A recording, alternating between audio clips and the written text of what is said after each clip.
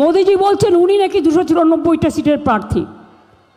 ঠিক আছে, তাহলে আপনি প্রধানমন্ত্রিত্বটা ছেড়ে দিন, দিয়ে বলুন আমি বাংলার মুখ্যমন্ত্রী হব, তাই আমাকে 294টা কেন্দ্রে ভোট দিন।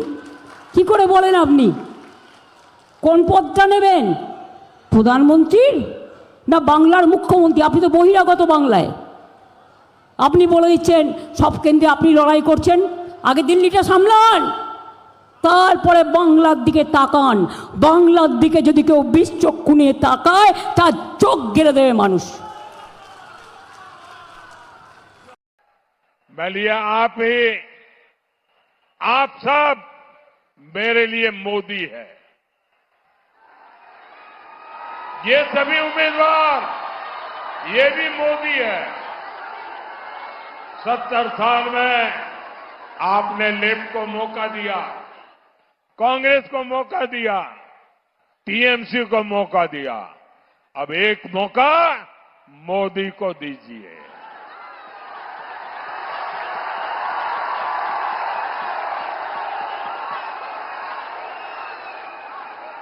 एक मौका मोदी को बंगाल की बेटियों की सुरक्षा के लिए, एक मौका मोदी को घुसपैठ से बंगाल को बचाने के लिए, एक मौका मोदी को बंगाल के युवाओं को बंगाल में ही नौकरी दिलाने के लिए, एक मौका मोदी को उद्योग वापस लाने के और आर्थिक विकास को गति देने के लिए, एक मौका मोदी को कानून का राज स्थापित करने के लिए, एक मौका मोदी को गरीब को मुफ्त इलाज और पक्का घर देने के लिए, एक मौका मोदी को भय का शासन हटाकर भरोसे का माहौल बनाने के लिए, एक मौका मोदी को बंगाल की संस्कृति को तुष्टीकरण से बचाने के लिए।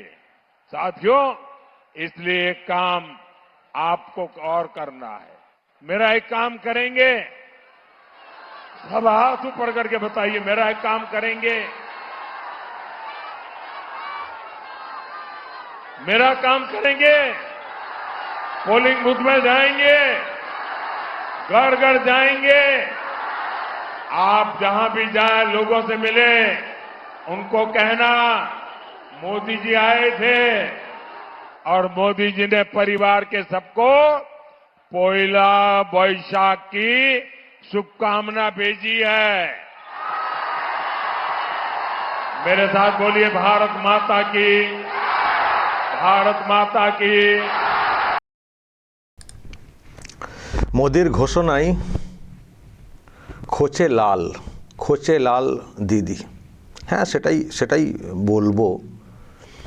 মোদি গতকাল বলেছেন শিলিগুড়িতে, ওখানে যে সভা করেছেন, তো সেখানে বলেছেন যে আমার কাছে আপনারা সবাই মোদি, যারা প্রার্থী হয়েছেন তারাও মোদিকে মানে মৌকা দিতে হবে, সুযোগ দিতে হবে। এতদিন তো বামেদেরকে দিয়েছিলেন, তারপর এখন টিএমসিকে দিয়েছেন, তো এবার মোদিকে মৌকা দিন। মোদি কী জন্য বলা হচ্ছে সেটাও তো উনি পরপর বলে গেলেন। তো এখন মোদি আরও জায়গায় বলেছেন যে মোদি সব জায়গায় প্রার্থী মোদি। অ্যাকচুয়ালি উনি এই সেন্সে বলেছেন মোদি একটা জাস্ট প্রতীক, এই সেন্সে বলেছেন। তো ব্যাস, দিদি একেবারে খোঁচে লাল হয়ে গেছেন। আজকে সম্ভবত সিউড়িতে গিয়ে এইসব বলেছেন। বলেছেন 294টা আসনেই মোদি। তাহলে কি উনি মুখ্যমন্ত্রী হবেন? বাংলাতে উনি তো বহিরাগত, একজন প্রধানমন্ত্রী, তাকে বলছেন উনি বহিরাগত। তো আপনি তাহলে কেন বলেন আমি সব কেন্দ্রে প্রার্থী? আপনি বলেন কেন? আপনি তো একটি কেন্দ্রে প্রার্থী, ভবানীপুরে মানে এবার নমিনেশন ফাইল করেছেন। তো আপনি তাহলে কেন বলেন?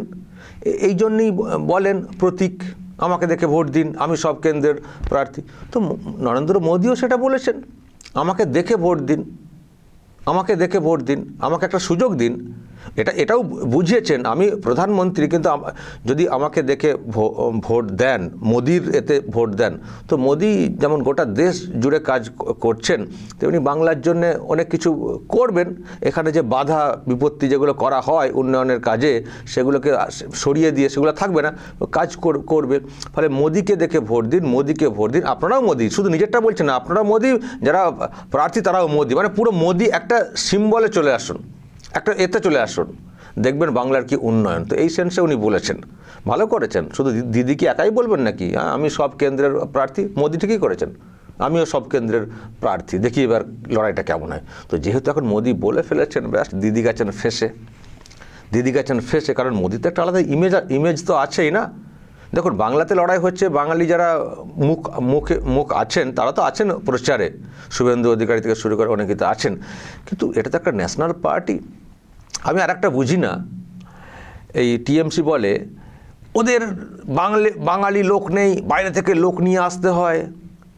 আরে টিমটা তো গোটা দেশের, একটা গোটা দেশের টিম, আর আপনার শুধু বাংলা ভিত্তিক, তো আপনার টিমে তো বাঙালি থাকবেন। আর একটা ন্যাশনাল টিম দল, তো সেখানে তো গোটা দেশের লোকজনই থাকবেন, সেখানে তো গোটা দেশের সবাইকে নিয়ে দলটা, মানে বড় দল যেহেতু অনেককে পদ দেওয়া হয়েছে, তো ভোটের সময় তারা তো আসবেনই। তো একটা ন্যাশনাল টিম, আর আপনার একটা আঞ্চলিক দল, তা আঞ্চলিক দলে তো সব আঞ্চলিক লোকেরাই তো থাকবেন। আমাদের টিমে দেখুন সব বাঙালি, তো তুই তো বাংলারই দল, তো বাংলার বাইরে তোমার তো জায়গা নেই, তো তোমার তো বাংলারই হবে। আর ন্যাশনাল পার্টি তার তো গোটা দেশের লোকেরাই তো থাকবেন, তার মধ্যে বাঙালিও তো আছেন, বাঙালি নেই তো না। আমি দেখছিলাম ওই যে স্টার ক্যাম্পেনার বলে একটা তালিকা বিজেপি দিয়েছে না, তারকা মানে প্রচারক যারা প্রচার করেন, একটা তালিকা কমিশনে জমা করতে হয়। তো সেখানে যে কজনের নাম আছে তার মধ্যে হয়তো 8-9 জন বাঙালি, আরও মানে নন বেঙ্গলি যারা বাইরে থেকে আসবেন দলেরই, সেই নামটা ওখানে দেওয়া ছিল। মানে টোটাল মানে 30 না 40টা নাম, তার মধ্যে 9 জন বাঙালি। তো এটা দেখে টিএমসি পোস্ট করেছিল যে এত কম বাঙালি। আরে দলটা গোটা দেশের দল, কার সঙ্গে কার তুলনা করছেন? আর আপনি লোকাল দল, আপনারা তো বাংলার বাইরে লোক পাবেন কোথায়? মাঝে মধ্যে কিছু লোককে জয়েন করেন, জানি না কিসের বিনিময়ে, আবার তারা দেখি পাল্টি খেয়ে চলে যান। ভোট মিটে গেলেই তারা দেখি সব হাওয়া হয়ে যান। যখন গোয়াতে ভোট হচ্ছিল কত লোককে জয়েন করানো হলো, তারপর দেখলাম সেসব লোক নেই। তো এরকম তো না, এরা ন্যাশনাল পার্টি, তো গোটা দেশের লোককে নিয়ে পার্টি, তো সেখানে তো যারা বাংলার বাইরে তারা তো থাকবেনই। তো আর যখন একটা রাজ্যের ভোট হচ্ছে, যেহেতু এই দলটা লড়ছে খুব সিরিয়াসলি, তো সেই দলের অন্যান্য রাজ্যের নেতারাও আসছেন, তো সমস্যা কোথায়? সেটার জন্য বাংলা বিরোধী হয়ে গেল, বাংলার লোক এখানে নেই? বাংলার লোক আছেন গোটা দেশের। এত বাংলা থাকা ছোট রাজ্য, আর গোটা দেশকে নিয়ে পার্টিটা, কার সঙ্গে কার তুলনা করছেন? একটা ন্যাশনাল এর সঙ্গে একটা লোকাল তুলনা করছেন। দেখো আমাদের এত সব বাঙালি, আর ওদের বাঙালি বেশি নেই। তোমার তো সব বাঙালি হবে, তোমার তো বাংলার বাইরে কোনো জায়গা নেই, তো তোমার তো কোনো জায়গা নেই বাংলার বাইরে। দু একটা জায়গায় যাওয়ার চেষ্টা হয়েছিল, একেবারে মুখে ঝামা ঘষে ফিরে চলে এসছেন। অনেক টাকা পয়সা খরচা করে। এখন দেখবেন বলেন না এত টাকা তারা খরচ করছে এখানে এসে, সাবধান অমক তমক। আর আপনারা তো সামান্য একটা ছোট্ট গোয়া একটা রাজ্য, সেখানে কত খরচা করেছেন? যেটা মিডিয়াতে রিপোর্টে এসছিল, কত 52 কোটি না কত, একটা ছোট্ট গোয়া, ছোট্ট একটা জায়গা, 52 কোটি খরচ করেছিল, 2টো বিগ জিরো নিয়ে চলে এসছে।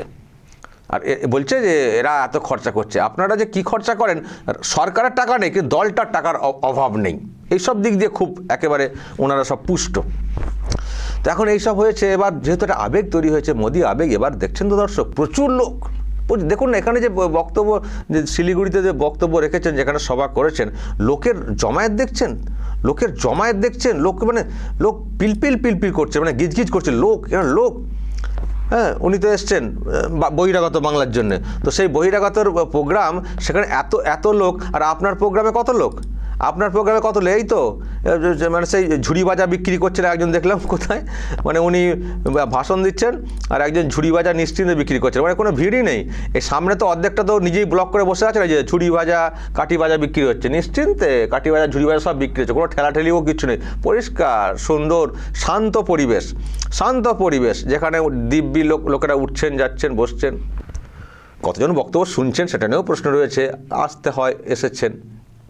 তো লোকজন কোথায়? আর বই যাকে এই তো অর্ধেক রাস্তা তো আপনি অর্ধেক জায়গাতে আপনি নিজেই ব্লক করে বসে আছেন সবুজ কার্পেট মেলে, আর ওইদিকে তো কতটুকু দেখতে পাচ্ছি। পেছনটা দেখবেন দর্শক, পেছনের আপনি যদিও পেছন থেকে ছবি তুললে তো পুরো ফাঁকা দেখতে পেতেন।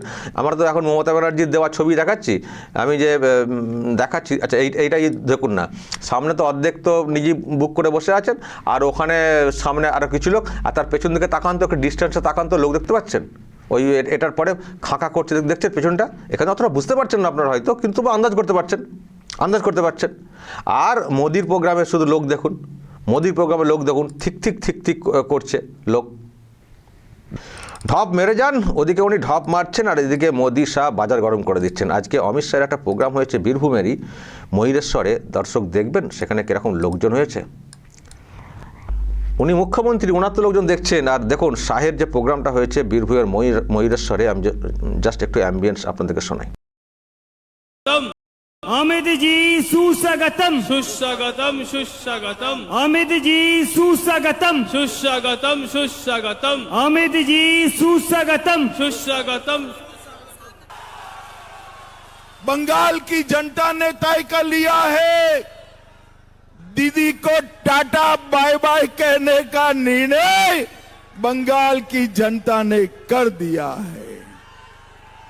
दीदी, आपके गुंडों के बम धमाकों से बंगाल की जनता अब नहीं डरेगी।